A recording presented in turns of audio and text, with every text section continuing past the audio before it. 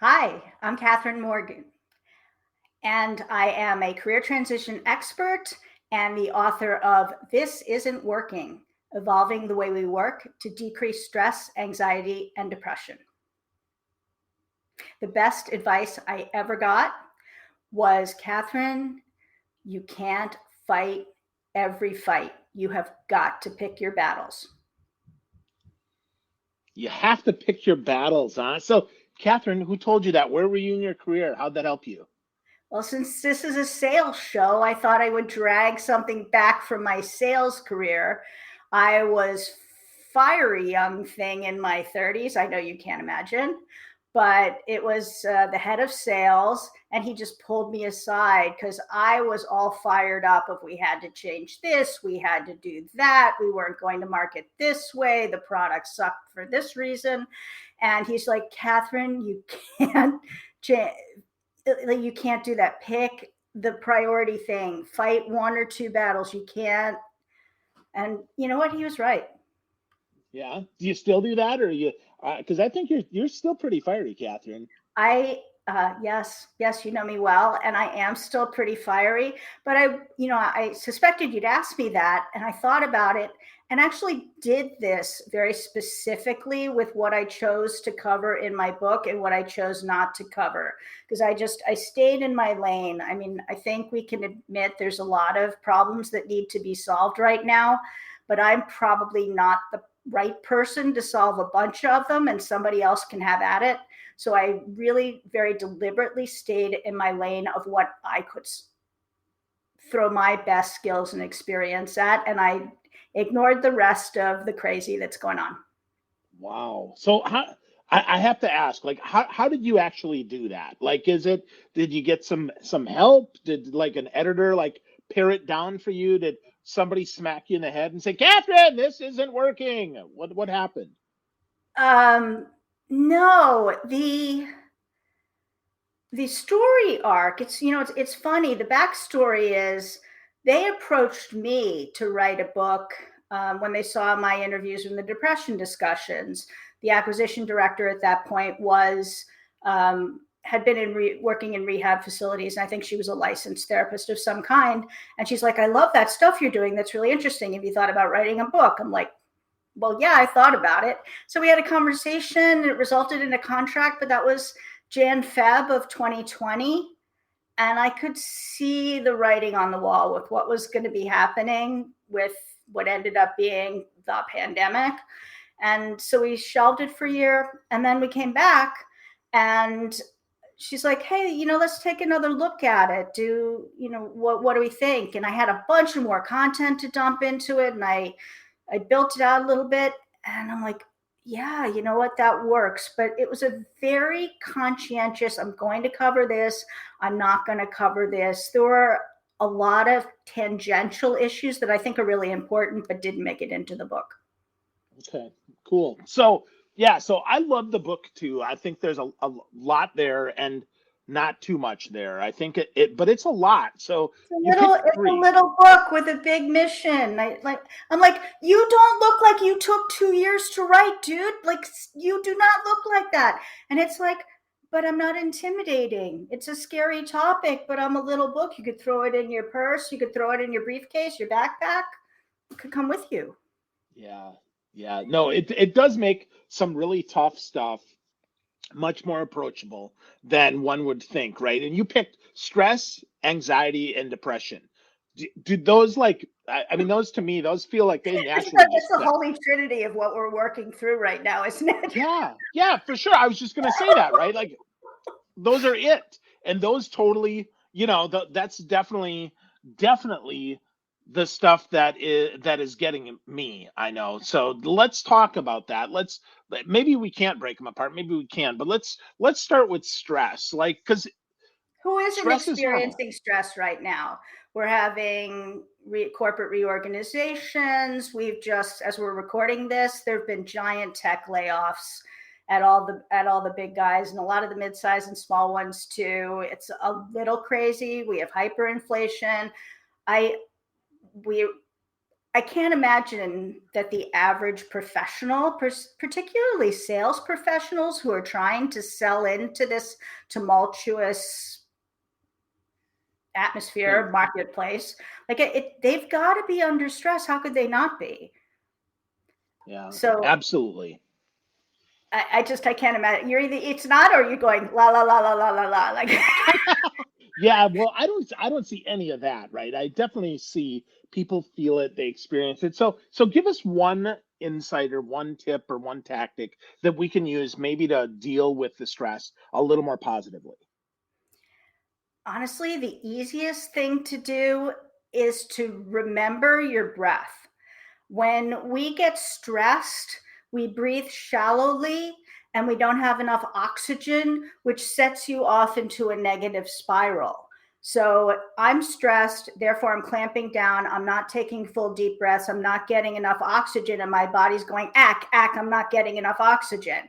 So it the breathing is one of the autonomic things that we can control. So if you can say, whoa, whoa, whoa, I'm spinning, starting to get like, you can take slower, deeper breaths. It's not my practice, but in the book, I talk about the power of box breathing. And anybody who doesn't know what that is like, oh, that box breathing thing, that's awesome. I've the people who've pre-read the book, the people and didn't know about that, that is the one thing they call out about how useful it is. Because you're on a Zoom call and your quota just went up, 25%, and you were behind before, and you think that management took out a Ouija board to come out with your new numbers. Who hasn't thought that? Come on. Corporate Ouija boards, maybe that's where we go. We brand a corporate Ouija board to come up with quotas. And box breathing. No one's going to know you do it. I do it in doctor's offices. You're going in for some icky test or whatever. You can control your breath, and it's like tricking your body into feeling like it's okay, even if everything's going to hell.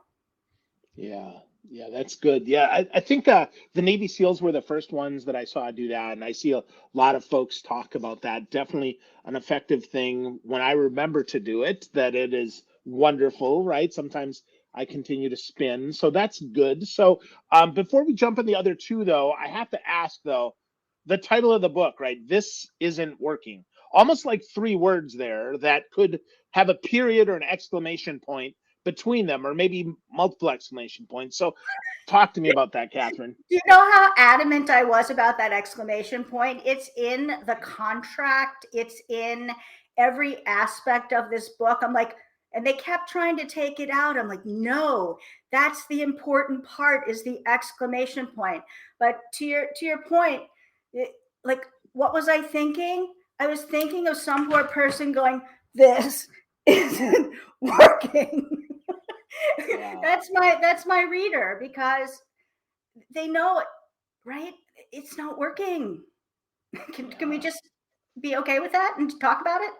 Yeah, well, I okay with that. Maybe not, but we can accept that and we can understand that, right? Because I don't think anybody's okay with that. Yeah, but the desk plant, right? Of oh my gosh, right? This isn't working. It's so, it's so apropos for where we are right now. And yet when we slow that down, we can accept that and we can move with that. And you gave us the box breathing for the stress, but now let's flip over to depression. We'll hit anxiety last, because I Okay. think that's one that a lot of folks maybe they don't even recognize that they have, and they think, oh well, I've been diagnosed, that's no big deal. I just don't have the energy that I once did, or whatever. But talk to me about that, Catherine, because you did a whole, to your point, you did a whole series of videos, of which I thank you for having me part of that, on these depression discussions. So talk to me about that. Yeah, I want to normalize the conversation that whether you are wired for depression or not, there are times in your life when you are going to experience it.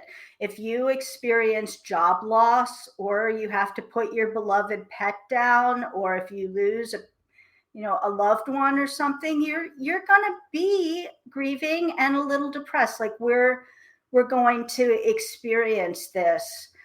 um But there's so much shame and stigma around saying I'm not okay. And how do you model that? Like, how do you say, you know what, it's okay to not be okay some days? We used to say, well, I got to take a mental health day today, and we're like joking about it. But how about just like, you know what, I'm cooked. I, I have to. I need some time off. I need to do whatever. Or, you're very, you're bright, you're colorful, you're energetic, and so am I. I'm in your face and making jokes and snarky, but some days not so great. And I think we have to be honest about the not so great. So you and Ramon Ray and a bunch of people who are known for your vibrant, vivacious, high energy, that this guy never has a down day. Well, yeah, we all do. And I think we just have to normalize it and talk about it. One, so people don't feel broken. Our friend Chris Brogan calls it dented. So, if you're feeling dented and like not in mint condition, we're like, you're still okay. You're still beautiful. Or you're not irreparably damaged that we can't fix you. Some people have more symptoms and issues than others, but a lot of us just, how about seasonal affective disorder? A lot of people have that. I know you moved to Florida to combat it, jerk, but but we're here in February, and when you were in Milwaukee and you have 10 gray days in a row, that can really get on your nerves. So let's just talk about it. Let's just not. One of my former bosses said, hey, is there a section in your book about diagnosed high functioning depressives? And I'm like, yes, there is. That's good. Yeah. Well, and there's a lot there to unpack. I like, first of all, just the idea of acceptance. Like, yes, I have this. First step, right? I think that's really strong. And then let's talk about it. Interestingly enough, at my work, we actually have a channel in Slack all about anxiety. And people are there helping each other, talking about it. That might as well be public, right? Because technically anybody higher up in the organization could see it, but talking about the challenges there, right? That's the talking about it, even remote, right? Setting up a place. Maybe especially remote, because you have no one to vent. Me, myself, and I, and my cat, if I have one or something. Yeah, absolutely, right. So I think that's a great way to to set that up. Maybe and I'm not trying to make fun of it, but just flipping over the happy hour into the sad hour. Let's make a time when it's okay to have these conversations. Let's make some time where it's all right to have this, because yeah, to your point, I suffer from that. It is why I moved to Florida. Yeah. And I would also like to normalize, if someone says, how are you, to be able to say, I'm not doing great. Yeah. And not just the glad handing, oh, crushing it, or whatever, your thing is. Like, yeah. And that's hard to practice. In my coaching group last year about this time, I was really struggling. And everyone's like, how are you doing? And I'm like, I'm not well. Yeah. Not well. Yeah. And that takes a lot of strength to say. It takes a lot of strength to accept. It takes a lot of strength to not be there. So where where do you find that, Catherine? I mean, is that because of who you spend time with that you're able to do that? I mean, because a lot of people might say, well, that's great for you, but I don't think that's going to work for me. You know what? And it's really hard. It's harder for men.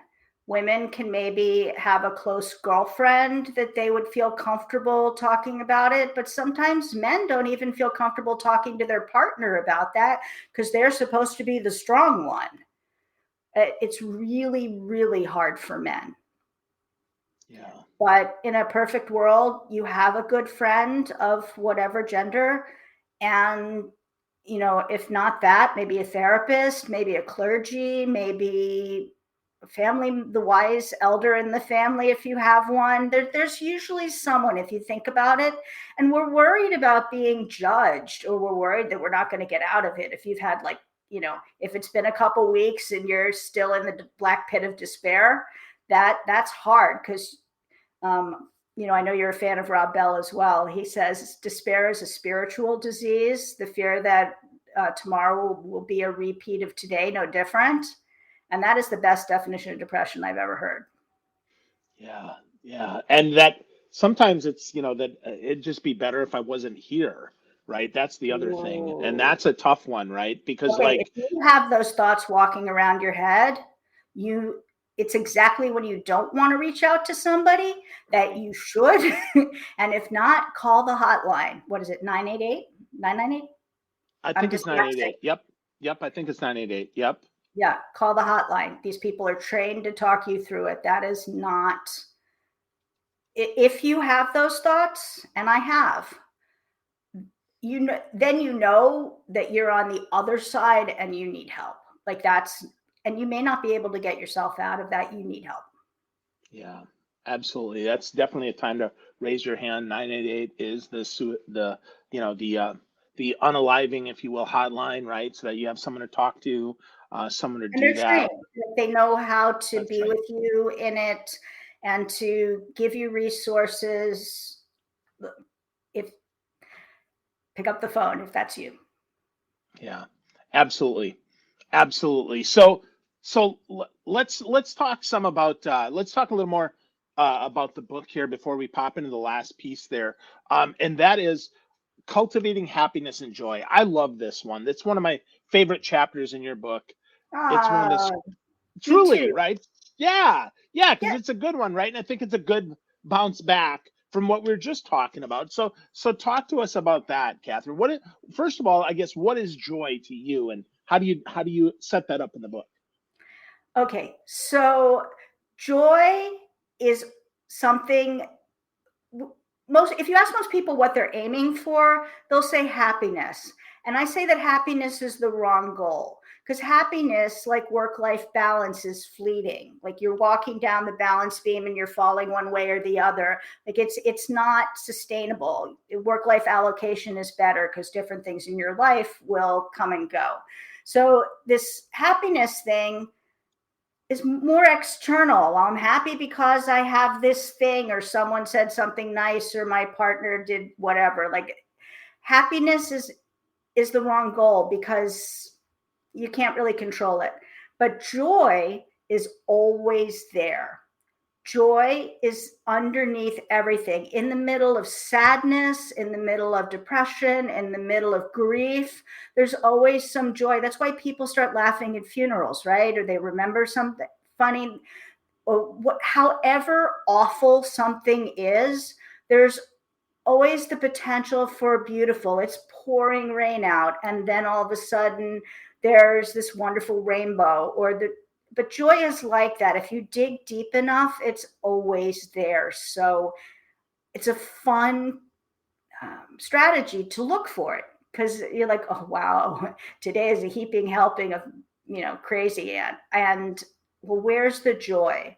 Well, the joy is my cup of coffee right now is delicious. My radiator heat is toasty warm and it's freezing outside. Like there's always something that you can look for that's joy.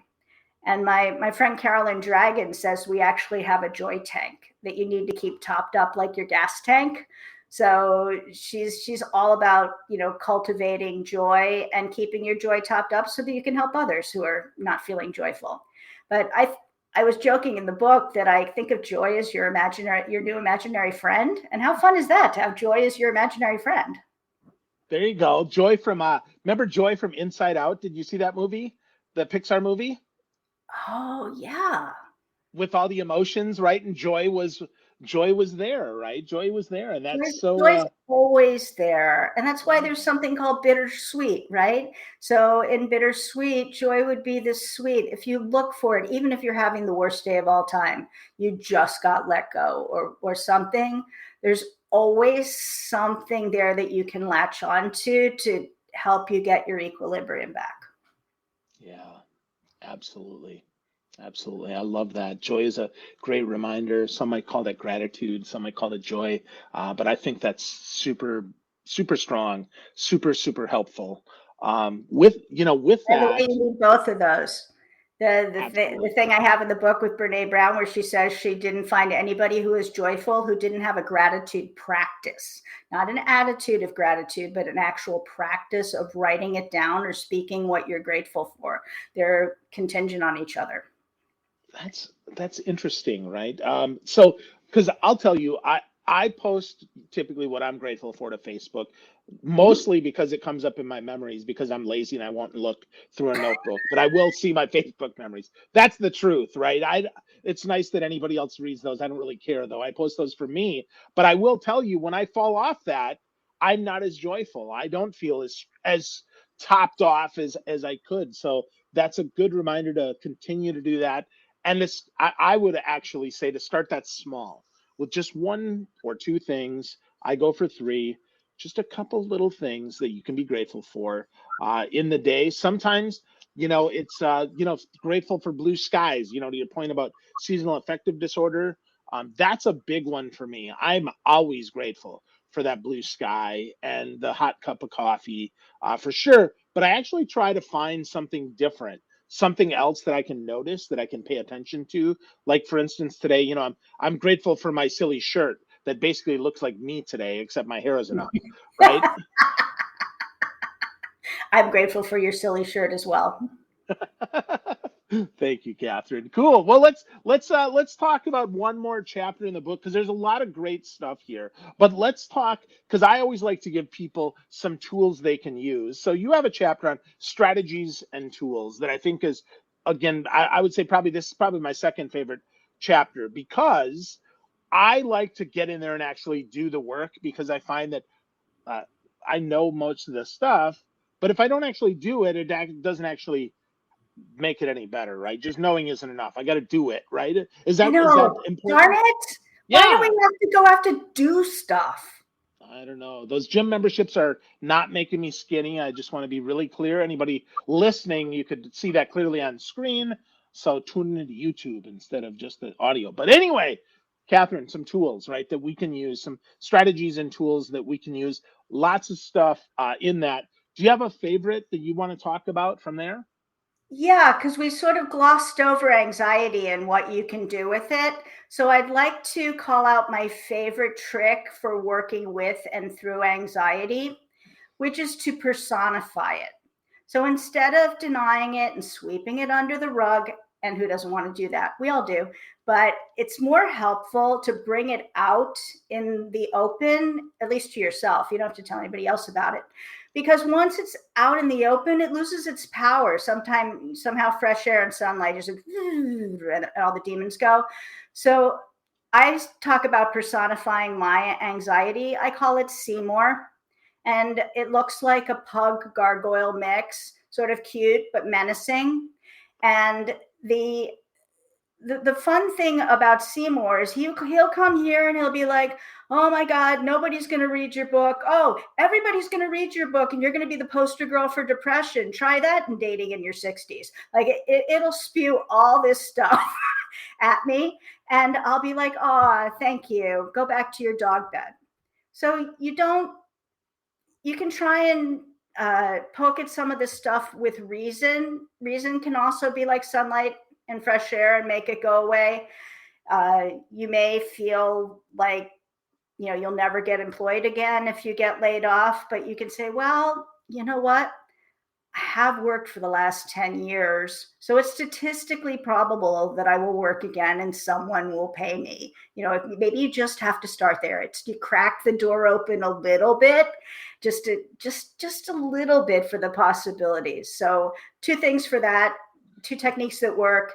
The crazy things that your brain spins, try attacking it with logic. Well, yep, yep, but you've worked for 25 years and you have some decent experience. Maybe someone will hire you. Likely they will. So Seymour, make your own Seymour, folks. If you are naturally wired for anxiety, I sort of fall on the depression side more than the anxiety. But if little thing, It does its dance and you send it to its dog bed or whatever you decide it looks like. Super helpful.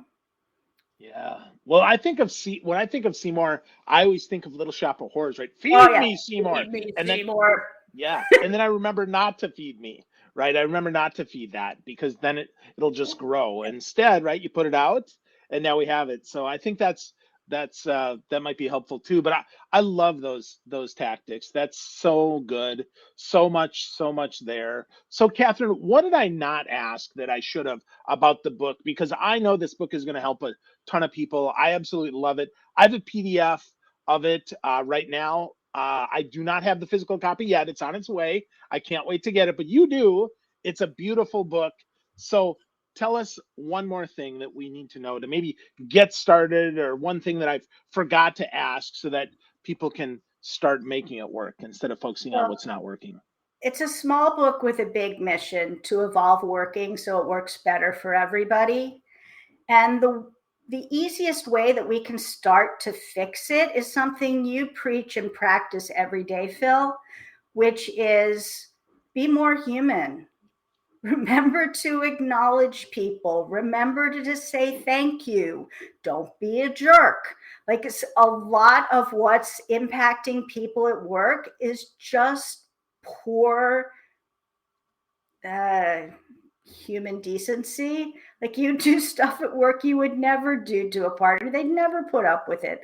Like, just be a decent human and let's create better work environments where people can thrive. Because I think, if we boil it down, that's what we all want. We want to work with people we more or less like, using more or less our best skills, and in making an impact. Isn't that what we want? I think it is, right? I think it is. And I think it's something we lose sight of because we get overwhelmed and we let anxiety get us, and maybe Seymour bit us in the fingers too many times and we worry that we're going to be judged and all of that. But friends, if you slow down and start where Catherine started with us, remember your breathing.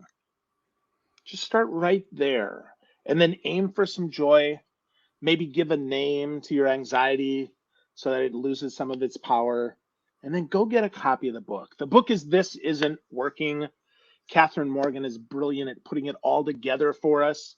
The website is tinyurl.com/capital T, capital I, capital W book for This Isn't Working book. Go get a copy. Get to know Catherine. She's super helpful. She's coached me through some of this crap before. Always makes me feel better when I'm feeling down. This book now will be a constant companion for me. She does lots of great stuff. So get to know Catherine, get a copy of this book. And Catherine, if people want to discuss it once they get a copy or they have questions, where's the best place that they can go so they can get more connected with you? I'm really active on LinkedIn. Probably the best place to connect with me is on LinkedIn. Awesome.